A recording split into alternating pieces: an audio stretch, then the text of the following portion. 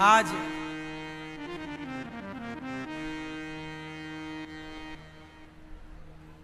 अहमदाबाद में एक बड़ी दुखद घटना घट गई। लंदन जाने वाली एक फ्लाइट क्रैश हो गई। आज 1:30 बजे 240-50 के लगभग लोग जल गए, मृत्यु हो गई। पूर्व मुख्यमंत्री भी सवार थे गुजरात के उस फ्लाइट में, और फ्लाइट उड़ी है और आग लग गई उसमें, जाके एक बिल्डिंग से टकराई, जिस बिल्डिंग से बड़ा दुखद ये घटना है। कितने निर्दोष परिवार बेचारे, कितनों के बच्चे, कितनों के अपने माता पिता बहन भाई पति पत्नी उस एक्सीडेंट में चले गए। इसलिए हम आपसे यही प्रार्थना कहते हैं, ये हादसे हमें ये सिखाते हैं कि हमें अपना काम अच्छे से करना चाहिए। जिस आदमी ने उड़ान भरने के पहले प्लेनों को चेक करने वाले इंजीनियर होते हैं, जब फ्लाइट उड़ती है ना उसके पहले पूरी उसकी छानबीन होती है। इंजीनियर उसको चेक करते हैं कि कोई गलती तो नहीं है, कोई दिक्कत तो नहीं। उन्होंने शायद ध्यान दिया ना होगा, और वो फ्लाइट 9 घंटे की फ्लाइट होती है, मतलब 9 घंटा लगता है लंदन जाने में।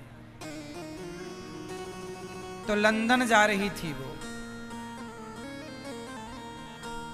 और वो एयरपोर्ट से उड़ी और बस वहीं गिर गई, बाउंड्री के बाहर 1 मिनट के भीतर। वो उड़ ही नहीं पाई, ऊपर गई ही नहीं, क्योंकि उसकी जो ऊपर जाने का इंजन रहा होगा, स्पीड रेस रही होगी, उसमें कोई दिक्कत थी। ये देखने से पता चलता, यदि ठीक से देखा गया होता तो। जब लोग अपना काम सही नहीं करते तो उनका परिणाम दूसरे को भोगना पड़ता। इसलिए अपने काम के प्रति ईमानदारी कितनी जरूरी है, क्योंकि आपकी लापरवाही किसी की जान ले सकती है।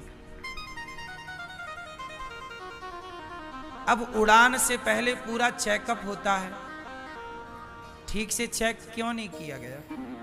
सवाल तो खड़ा रहेगा ना। ये उस हादसे में सोचिए, सारे लोग ही लगभग जिंदा, कितना भयंकर वो दर्दनाक मंजर रहा होगा ना, जब आग लगी उसमें जिंदा जलना कितनी बड़ी सजा है।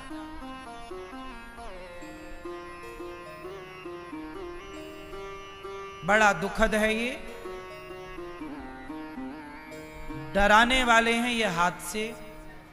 भगवान से हम यही प्रार्थना करेंगे कि उनके उस फ्लाइट में जितने भी यात्री थे सब भगवत धाम जाएं और सब भगवान की कृपा को प्राप्त करें, और उनके परिवार को ये दुख सुन करके सहन करने की शक्ति भगवान उन्हें अवश्य दें।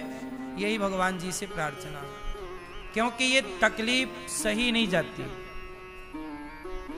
जिन्होंने उनमें से अपनों को खोया होगा, बड़ा दुखद और दर्दनाक।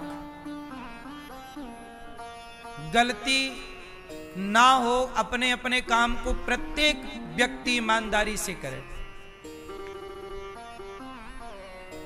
तो ये हादसे हो ही ना। अब कई बार ट्रेन टकरा जाती है, ट्रेन टकरा गई आपस में। अब ये बताओ ट्रेन टकराई कैसे? जो वहां पर बैठा है सिग्नल देने वाला, यदि वो गलत सिग्नल देगा तब टकराएगी, सही सिग्नल देगा तो टकराने की संभावना है ही नहीं। इतनी बढ़िया व्यवस्थाएं बनी हुई हैं, सबका रूट निर्धारित है।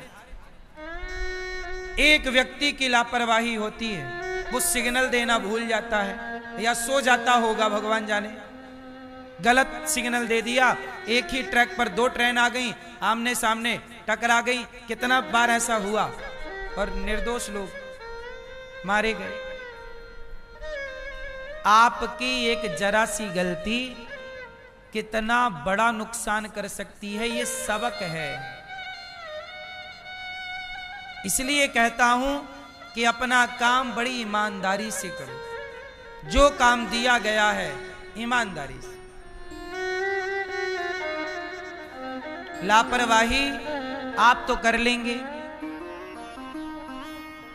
लेकिन उसका परिणाम वो निर्दोष लोग भोगेंगे जिनका कोई कसूर था ही नहीं।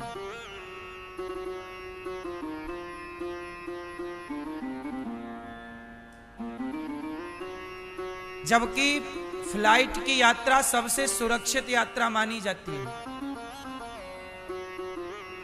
लाखों फ्लाइटें रोज उड़ती हैं पूरी दुनिया में, लाखों, हाँ या ना, नेशनल इंटरनेशनल। पर हादसे कहीं कभी सुने जाते हैं, रोज नहीं होता। तब होता है जब कोई लापरवाही, जैसे आज लापरवाही हो गई।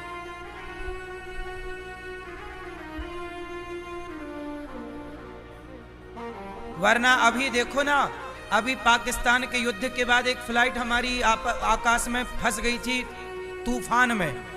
पाकिस्तान ने अपना एयरवेस नहीं दिया था लैंडिंग के लिए इस जगह या ऊपर का आकाशीय हिस्सा, तो इमरजेंसी लैंडिंग करा दी पायलट ने, सूझबूझ से सुरक्षित करा दी। आगे का हिस्सा टूट गया फ्लाइट का, पर बच गई जान सब यात्रियों की। चलो वो तो एक ऐसा कि हवा तूफान में फंसा, पर ये तो उड़ते या उड़ ही नहीं पाई और आग लग गई। तो इसमें मतलब इंजन में पहले से दिक्कत थी, वरना एक आध घंटे उड़ती गर्म होती तो मानते चलो भैया गर्मी के कारण आग लग गई। पर अभी तो वो उड़ी ही थी, उड़ने जमीन छोड़ने से ठीक 1 मिनट बाद टकरा गई। उस 1 मिनट में वो पायलट क्या करता, ऊपर होती तो बैलेंस बनाता, खाली जगह पे उतारने की कोई, अभी तो उड़ ही नहीं पाई थी। ना वो आकाश में थी ना जमीन में थी, बीच में थी। उसका इंजन काम ही नहीं कर रहा था। मतलब गलती तो थी किसकी, देखने वाले की। गलतियां कोई ना करे तो कोई हादसा, अब सारे लोग अपनी अपनी दिशा पे गाड़ी चलाएं, शराब पीकर ना चलाएं, सूझबूझ से गाड़ियां चलाएं, तो क्या रोड एक्सीडेंट होगा? रोज हम लोग सूचनाएं सुनते हैं न्यूज में कि ट्रक से गाड़ी टकराई, 4 लोग मारे गए, फलानी टकराई 5 लोग मारे गए। कितना दर्दनाक है ना ये। क्यों टकराई? आपने ओवर स्पीड चलाई, आपने शराब पी के चलाई, आपने बिना इंडिकेटर दिए घुसा दी, मोड़ दी। गलतियां ना हो तो हादसे ना हो। हादसे की वजह गलती ही है। कोई सिस्टमैटिक